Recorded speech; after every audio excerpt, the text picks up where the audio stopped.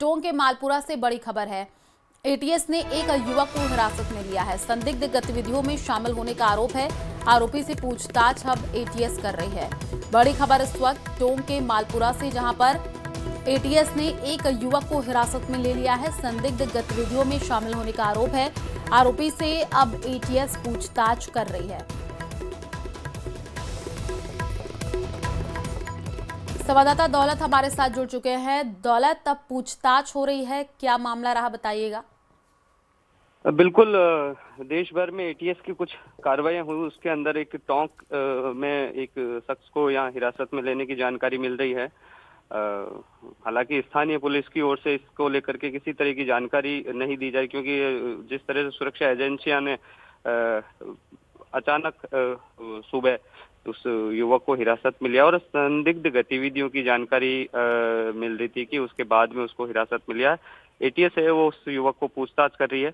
अब एटीएस ही खुलासा करेगी कि कितने लोगों को, क्योंकि प्रदेश भर में या देश भर की ऐसी जानकारी मिल रही है कि एटीएस ने इस तरह की यानी कार्रवाई की है। जी ठीक है, आप नजर बना करके रखिए, शुक्रिया।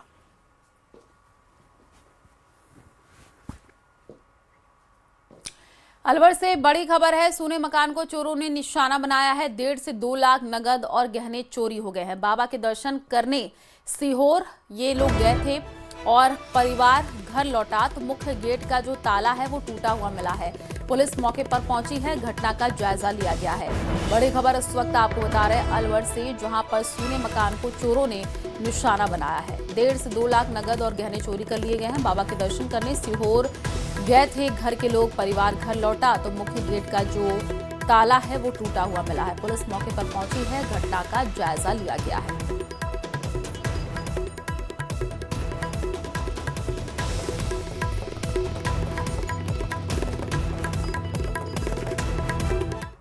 मम्मी का नाम गुड्डी देवी है, मकान उनकी नाम से ही है। हम 12 तारीख को सीहोर गए थे और सीहोर से 14 तारीख को लौटे सुबह, तो घर में ताला टूटा हुआ था और अंदर जाके देखा तो सारा सामान फैला था। एक ओम था सोने का और 3-4 जोड़ी पंजेब थी, एक मोबाइल था और 1.5 से 2 लाख रुपए थे। और एनआईए मुख्यालय से एक बड़ी खबर है। एनआईए ने दाखिल की है चार्जशीट। राजधानी जयपुर स्थित कोर्ट में चार्जशीट पेश की गई है। आरोपी विशाल पचार के खिलाफ चार्जशीट पेश किया गया है। पाकिस्तान से ड्रोन के जरिए हथियार और ड्रग्स जो है मंगवाए जा रहे हैं। विशाल का नेटवर्क फैला हुआ था राजस्थान, हरियाणा और पंजाब में। पाकिस्तान से ड्रोन के जरिए सामान भारत की सीमा पर गिराया जाता था। गिरोह एनक्रिप्टेड मोबाइल और सीक्रेट रास्तों से काम करता था ताकि पकड़ में ना जाए। और एनआईए की टीम अब इस पूरे मामले की जांच कर रही है। एक बड़ी खबर है एनआईए मुख्यालय से जुड़ी हुई। आपको बता दें कि एनआईए ने चार्जशीट दाखिल कर दी है। राजधानी जयपुर स्थित कोर्ट में ये चार्जशीट पेश की गई है। आरोपी विशाल पचार के खिलाफ चार्जशीट पेश हुआ है। पाकिस्तान से ड्रोन के जरिए हथियार और ड्रग्स मंगवाए जा रहे थे।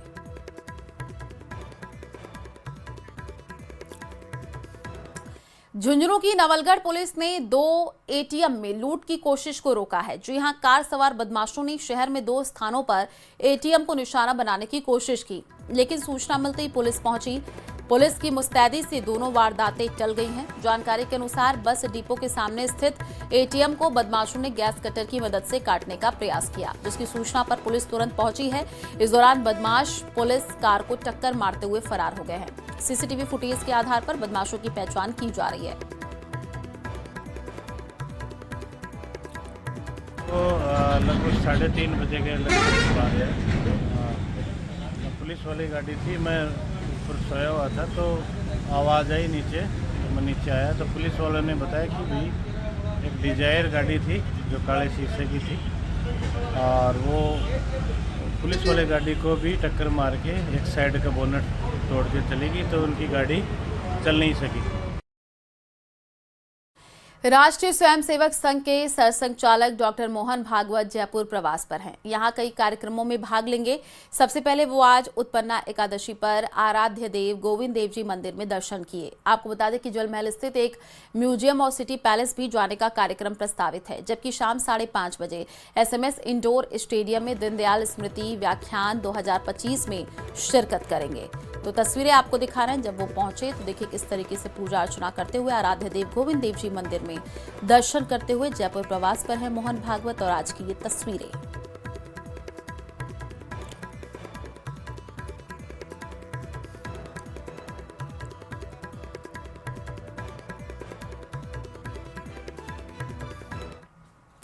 अंता की जीत ने निराश हताश कांग्रेस को संजीवनी दी है और यही वजह है कि कांग्रेस के दिग्गज पूरे आत्मविश्वास से सरकार को घेरने में जुट गए हैं, जबकि बीजेपी हार की समीक्षा की बात कर रही है। लेकिन ये जानना भी कम दिलचस्प नहीं है कि बीजेपी के माइक्रो मैनेजमेंट पर कैसे भारी पड़ गया प्रमोद जैन भाया का पलड़ा।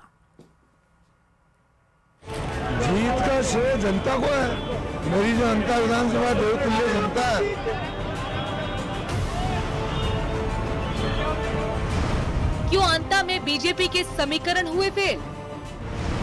जीत की रणनीति पर कैसे पड़ी नकेल? क्यों नहीं चली मोरपाल की माया? क्यों अंता की जनता को प्रमोद जैन भाया? प्रदेश के मुखिया भजनलाल शर्मा ने अपने दल के प्रत्याशी मोरपाल सुमन को साधु बताकर अंता की जनता से वोट मांगा।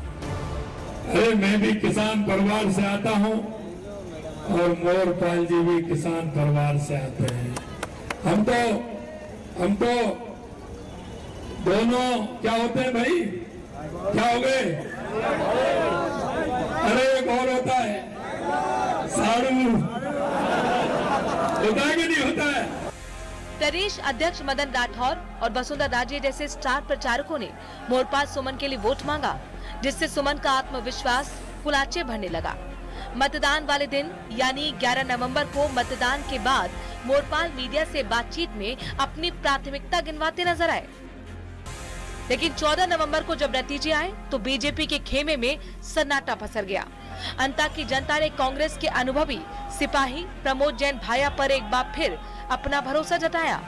20 राउंड तक चली हाई वोल्टेज मतगणना में भाया ने 15,594 वोटों से विशाल अंतर से जीत हासिल की। जनता ने चौथी बार भाया को विधानसभा भेजने का फैसला सुनाया। ये जीत दर्शाती है कि अंता की जनता ने न केवल भाया के विकास कार्यों पर भरोसा जताया, बल्कि बीजेपी की रणनीति और स्थानीय पकड़ को भी खारिज कर दिया।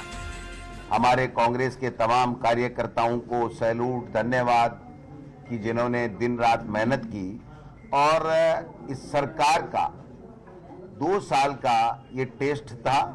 इस टेस्ट में सरकार फेल हो गई। सियासी गलियारों में अंता उपचुनाव को मुख्यमंत्री भजनलाल शर्मा के पहले जनमत संग्रह के रूप में देखा जा रहा था, लेकिन ये परिणाम साफ संकेत देता है कि सरकार के कामकाज को लेकर जनता में निराशा है। कि अंता के अंदर जो एक चुनाव था वो सिर्फ अंता का चुनाव नहीं था, अपितु पूरे राजस्थान के अंदर किस प्रकार से शासन चल रहा है इस चीज का चुनाव था। बीजेपी की दिग्गज नेता वसुंधरा राजे और खुद सीएम ने जिसका प्रचार किया हो, उसका इस तरह हार जाना तमाम तरह के सवाल पैदा कर गया। सियासत की समझ रखने वाले भाया की जीत के कारण टटोलने लगे। पिछले चुनाव की गलतियों से सीख लेते हुए इस बार बेहद सतर्क रणनीति अपनाई। व्यक्तिगत संपर्क को प्राथमिकता दी, घर घर पहुंचकर मतदाताओं से संवाद किया। पूरे चुनाव को सुनिश्चित लड़ाई की तरह लड़ा। प्रमोद जैन भाया का माइक्रो मैनेजमेंट बीजेपी पर भारी पड़ गया। इसके साथ ही कांग्रेस ने इसे उपचुनाव को प्रतिष्ठा का मुद्दा बनाकर अपनी ताकत झोंक दी। कांग्रेस के राष्ट्रीय महासचिव सचिन पायलट, पूर्व मुख्यमंत्री अशोक गहलोत, पीसीसी चीफ गोविंद सिंह डोटासरा, नेता प्रतिपक्ष टीकाराम जूली, अशोक चांदा सहित वरिष्ठ नेताओं ने संयुक्त रूप से प्रचार किया। पार्टी के दिग्गज नेताओं का एक मंच पर आना और लगातार रोड शो और सभाओं ने कार्यकर्ताओं में ऊर्जा पैदा की और मतदाताओं तक मजबूत संदेश पहुंचाया। इसमें कोई दो राय नहीं कि ये जो जीत है वो कांग्रेस को एक संजीवनी प्रदान करेगी। अंता में मिली जीत से भले ही सूबे की सरकार पर कोई खास असर नहीं पड़ा हो, लेकिन इतना जरूर है कि अंता की जीत ने कांग्रेस को हमलावर होने का तार्किक मौका जरूर मुहैया करा दिया है। जानकार बीजेपी की हार के कारण टटोलने में जुटे हुए हैं। अंता में धरातल पर नहीं उतरी घोषणाएं। 2 साल में भी नहीं बन पाई 12 मांगरोल सड़क। क्षेत्र में खराब हुई खरीफ फसल का किसानों को समय पर नहीं मिला मुआवजा। गहलोत राज में शुरू किए गए विकास कार्यों को ठप करने से बड़ी नाराजगी। निर्दलीय प्रत्याशी नरेश मीणा की वजह से बीजेपी से खिसक गया मीणा वोट बैंक। ये मैं स्वीकार करता हूँ कि हमने वैसे प्रयास किया, हमारे कार्यकर्ताओं ने भी प्रयास किया, लेकिन हम जनता को चाहे ईआरसीपी का जो लाभ अंता की जनता को मिलने वाला है वो भी हम बुना नहीं पाए। भले ही अब तक प्रदेश की 8 सीटों पर हुए उपचुनाव में 5 सीटों पर बीजेपी विजय रही हो, लेकिन अंता उपचुनाव के नतीजे मुख्यमंत्री भजनलाल शर्मा की सरकार के लिए एक बड़ा वेकअप कॉल तो माना ही जा सकता है। Bureau report, news 18 Rajasthan. और करौली जिले के 2 सबसे बड़े राजकीय स्नातकोत्तर महाविद्यालयों में पुस्तकालयाध्यक्ष के पद वर्षों से रिक्त रहने के कारण लाखों रुपए की पुस्तकें ताले में बंद पड़ी हैं। पढ़ाई लिखाई का महत्वपूर्ण आधार माने जाने वाले ये पुस्तकालय छात्रों और शोधकर्ताओं के लिए ज्ञान का विशाल भंडार है, लेकिन संचालन ठप रहने से हजारों विद्यार्थी पुस्तकालय सुविधाओं से वंचित हैं। दोनों महाविद्यालयों में पुस्तकालयों की बंद स्थिति उच्च शिक्षा व्यवस्था पर सवाल खड़े कर रही है। छात्र संगठन और अभिभावक अब पुस्तकालयाध्यक्ष की शीघ्र नियुक्ति करके पुस्तकालयों को नियमित रूप से खोलने की मांग उठा रहे हैं।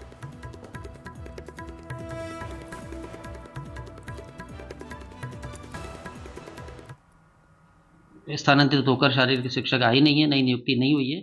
महाविद्यालय ने शारीरिक शिक्षा का प्रभार हमारे एक असिस्टेंट प्रोफेसर को दे रखा है, जो सारी जो खेल गतिविधियां हैं उनको संचालित कर रहे हैं।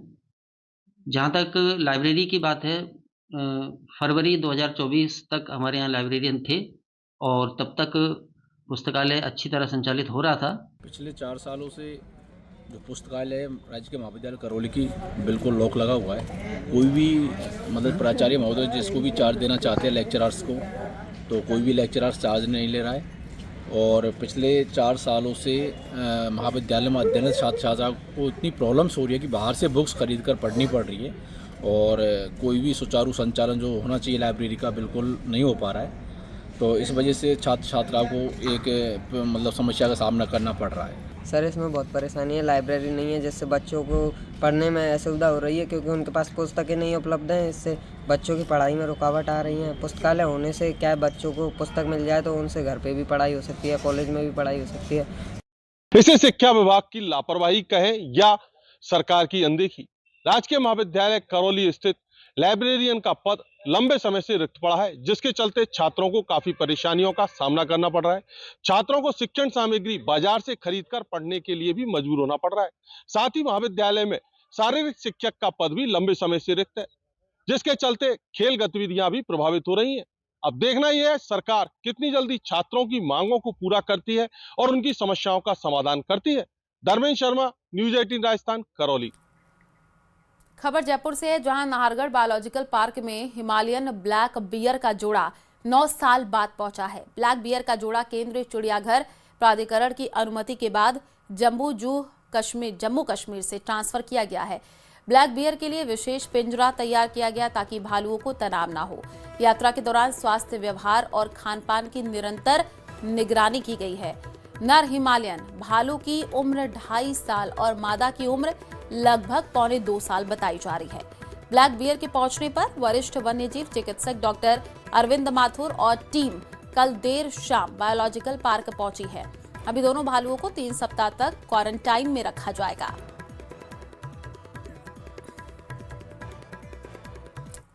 अलवर सरिस्का टाइगर रिजर्व के सदर रेंज में टाइगर और टाइग्रेस घूमते दिखे हैं। टूरिस्टों को पहले टाइग्रेस ST9 दिखी है, उसके बाद कुछ ही दूरी पर टाइगर ST2304 मिल गया है और दिल्ली से आए टूरिस्टों ने दोनों को अपने कैमरों में कैद कर लिया। सदर रेंज में पहले जहां टाइगर ST21 दिखता था, वहीं अब उसकी टेरिटरी में टाइगर ST2304 आ गया है। माना जा रहा है कि उसने अपनी टेरिटरी छोड़ करके दूसरी जगह बना ली है। सरिस्का में 6 साल का टाइगर ST21 सबसे ताकतवर बाघ माना जाता था और अब करीब 3 साल का जो टाइगर है ST2304 उसकी टेरिटरी में घुस गया है। और प्रदेश में बढ़ते सड़क हादसों पर रोक लगाने के लिए सरकार गंभीर है। आदेशों के अनुसार केकड़ी भी सड़क सुरक्षा को लेकर के पुलिस, परिवहन और सार्वजनिक निर्माण विभाग का संयुक्त अभियान चलाया जा रहा है। शहर में विभिन्न स्थान मार्गों से होकर के गुजरने वाले सभी वाहनों का सघन निरीक्षण किया जा रहा है। यातायात नियमों की पालना के लिए वाहन चालकों को समझाया जा रहा है। वाहनों पर सीट बेल्ट, हेलमेट लगाने के लिए जागरूक किया जा रहा है। राज्य सरकार द्वारा 15 दिवसीय विशेष सड़क सुरक्षा अभियान में नियमों की पालना नहीं करने वाले वाहनों पर कार्रवाई की जा रही है।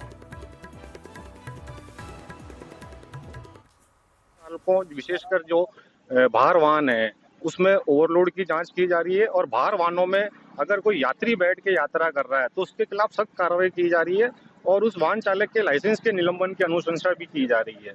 इसी के साथ जो पैसेंजर व्हीकल हैं उनमें विशेष तौर पे सभी जो उनके कागज हैं उनकी जांच की जा रही है और उनमें भी अगर अतिभरण है यानी ओवर क्राउडिंग है तो उनके लिए भी कार्रवाई की जा रही है। राजस्थान सरकार द्वारा सड़क सुरक्षा अभियान चलाया गया है जिसमें पुलिस, पीडब्ल्यूडी और परिवहन विभाग के अधिकारियों द्वारा संयुक्त सघन चेकिंग की जा रही है हमारे द्वारा आज, जिसमें काली फिल्म वगैरह और जो ट्रैफिक रूल्स हैं उनको तोड़ने वालों के खिलाफ कार्रवाई की जा रही है। काली फिल्म उतरवाकर उनके खिलाफ कार्रवाई की जा रही है। और बाड़मेर में युवक को बेहोश करके उसके घर में लूट की वारदात को अंजाम देने वाली युवती और उसके साथियों को पुलिस ने गिरफ्तार कर लिया। अब पुलिस उनसे पूछताछ कर रही है जिससे ये पता चल सके कि क्या ये गिरोह पहले भी इस तरीके की वारदात को अंजाम दे चुका है। देखिए।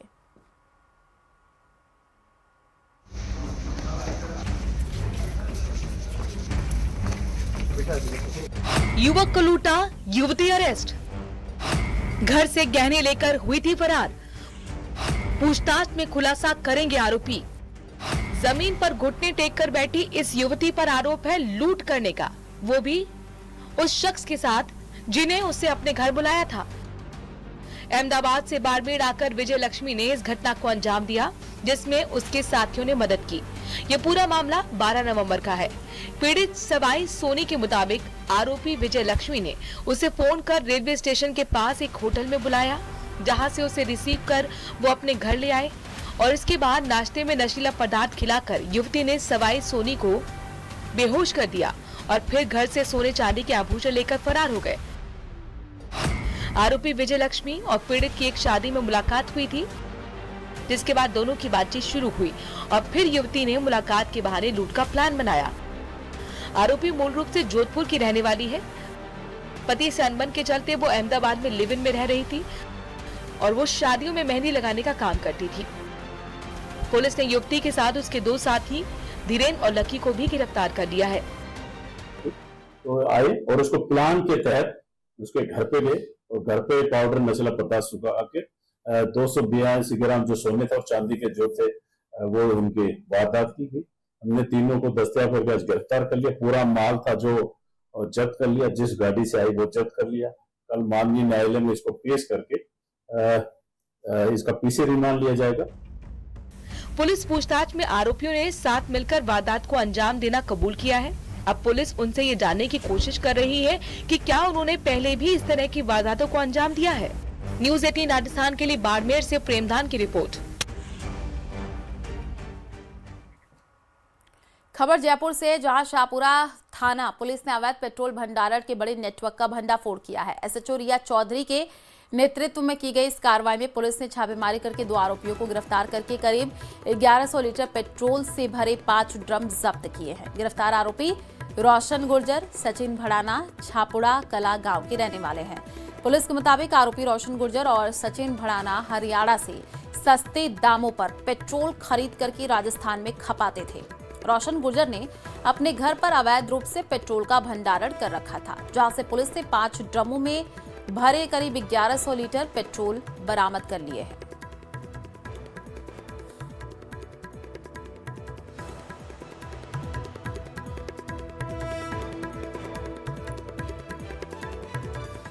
और इन दिनों शादियों की धूम के बीच एक किसान द्वारा ग्रामीण परिवेश से जुड़ाव देखने को मिला है। दूल्हे समुद्र सिंह के बड़े भाई मूलाराम ने 11 नवंबर को भाई की बारात में 61 ट्रैक्टरों में सभी बारातियों को लेकर के भाई के ससुराल पहुंचे। ये बारात जहां से भी गुजरी, लोग ट्रैक्टरों की एक लंबी कतार देखकर के हैरान रह गए। एक तरफ आजकल लग्जरी गाड़ियों में बारात निकलने की होड़ के बीच सादगी भरी ये बारात देखकर के लोग किसान परिवार की सादगी की चर्चा करते दिखे। नागौर में निकली ये बारात लोगों की जुबान पर अपनी अलग ही छाप छोड़ दी है। दुल्हा समुंदर सिंह वर्तमान में रक्षा मंत्रालय में जूनियर इंजीनियरिंग के पद पर कार्यरत है, जबकि उनकी दुल्हन कीर्ति सिंह विज्ञान में मास्टर्स की डिग्री हासिल कर चुकी है।